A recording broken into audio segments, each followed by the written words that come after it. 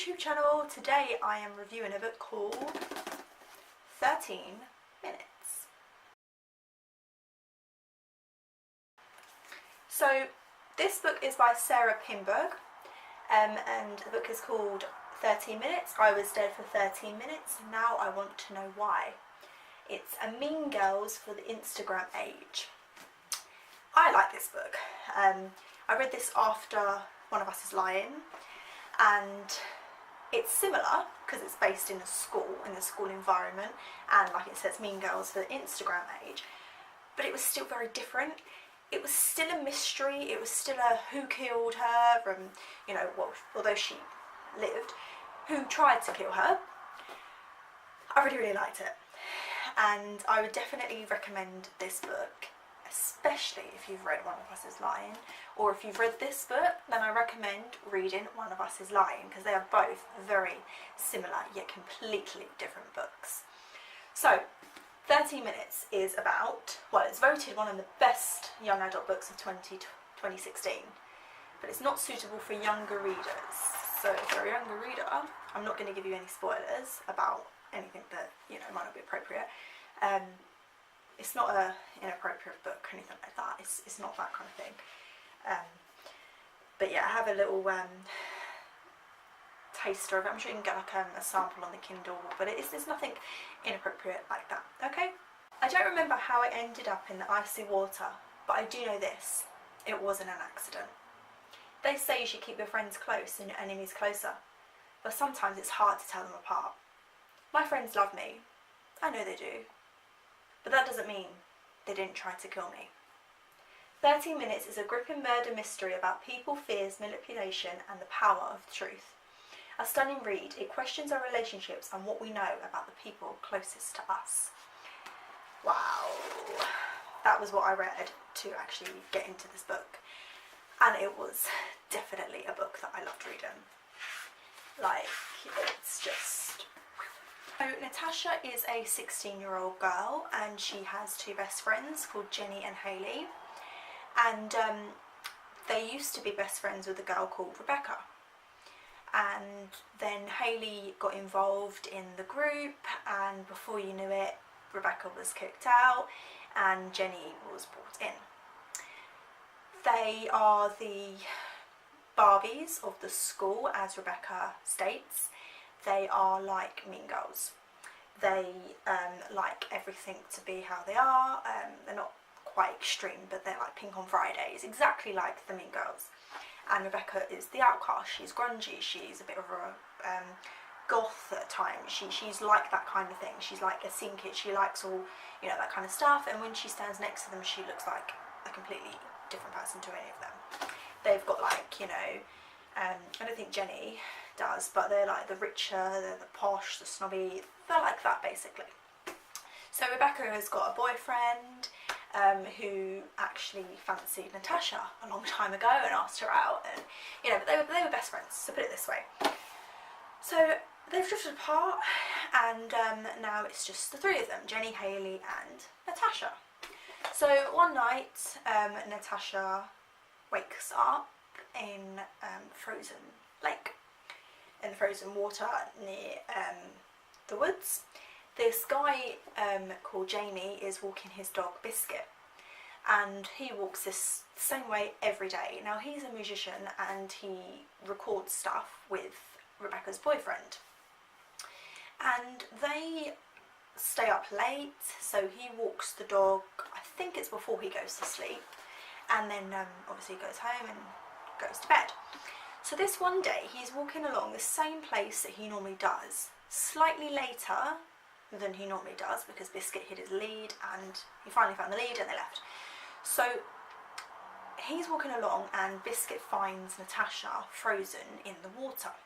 Jamie gets in and saves her life, and there's this thing later on where she says about how, you know, don't rely on your dog to save anyone's life, because if he's trying to find his lead, I could have been dead longer than 13 minutes.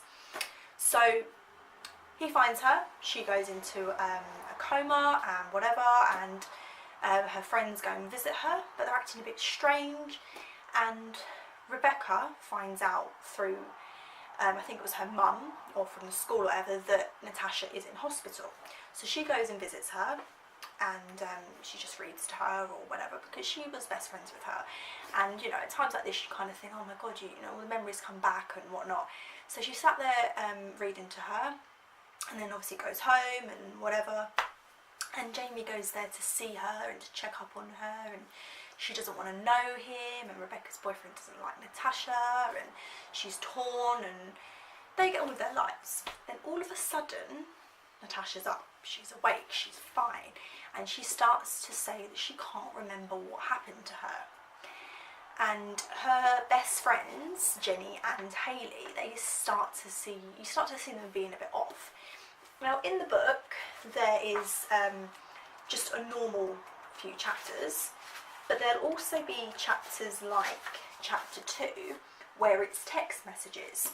So it'll be Jenny sending Hayley messages, and some of them are like, you're not picking up, pick up, oh my god, your phone on silent, wake up, I'm freaking out, my mum is crying, she thinks she's still drunk, wants to go to the hospital, WTF, pick up, what's going on? Hayley, sorry dad was in here, woke me up, I'm shaking. We'll call from the shower, delete text, yesterday too, Jenny, okay, Hayley, don't say anything. So it's stuff like this, and you start to think, oh my god, what do they know? Did they do it? Did they kill her? It's very open as to who you think might have killed her in the book. It's got a little bit of swearing in it, a little bit of stuff that is probably not suitable for younger readers. I mean, I don't know what the age would be, maybe 14 above you could probably read it. I don't know, you'd have to find out from the author to see what she thinks. But it is a little bit like that. But yeah, I really like that they had text messages. You do see some text messages from like Natasha sending it to, you know, other people, and like Rebecca and her boyfriend and whatever, but it's mainly the Hayley and the Jenny text that you see. So as the book goes on, it's Rebecca has this best friend, and she's a bit of a quiet one. She's probably like the very, very bottom of the food chain at the school, whereas Rebecca's sort of in the middle. Rebecca doesn't have a lot of friends, but she doesn't really care about what people think. People do notice her, they do know who she is, whereas, you know, her other friend, they wouldn't even look at her, they wouldn't even start an argument with her. She's just not worth their time. So she starts to get closer to Natasha, and her friend doesn't like that. Her mum's, you know, happy that she's getting back to chatting to her friend, and her friend's mum, and, you know, they're not very happy with Natasha. She's a little bit like, well, she's the mean girl, so she's something that your parents don't particularly like. She's stuck up, she's snobby. But she starts to behave a bit different to what Natasha used to be like. So, for example, she gets her best friends Jenny and Hayley a nice friendship bracelet, but then she buys Rebecca a nice chess set, because they used to play chess when they were younger, and they start texting each other again, texting each other bishop to square 3 and things like this. They start to play chess over the phone, because they both have the chess set in their rooms. So Rebecca starts to think, Natasha's being different, you know, maybe this knock on the head and, you know, her memory loss has actually made her a better person. And then things go wrong with Rebecca and her boyfriend, and then Rebecca starts to see that Natasha hasn't changed. Spoilers slightly. Natasha is not what she seems. The blurb indicates that, I mean, you don't know it's Natasha until you open the book, but it indicates that the girl who actually died for 30 minutes is innocent.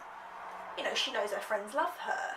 They do. I mean, you know, she says to keep your friends close and enemies closer. Well, who's your enemy? You know, you start to think, oh my god, this girl, who has killed this girl? I've read a book before where, I can't remember the name of it, where a girl died.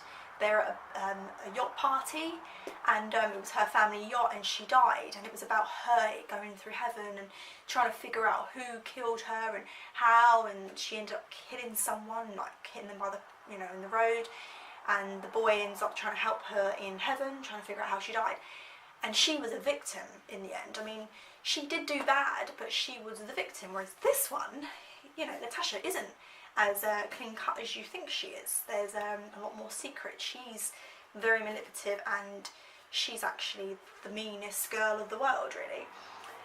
It's a therapist, a doctor, there's police reports, there's statements. She gets asked to write a diary.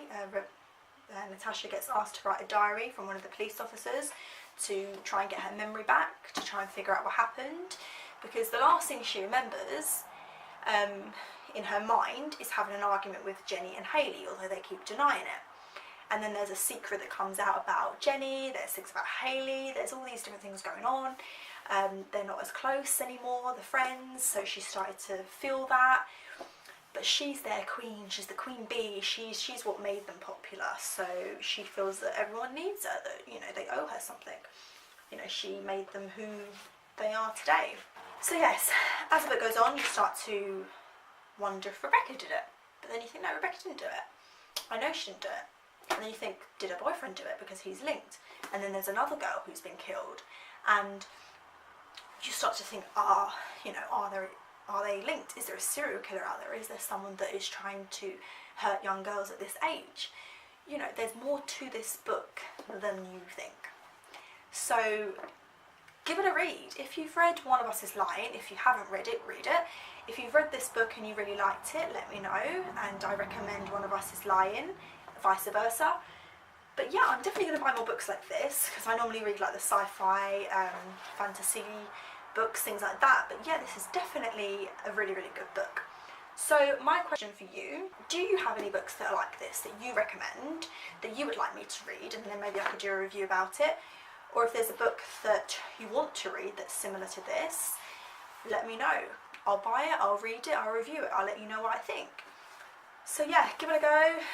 See you next time. Bye.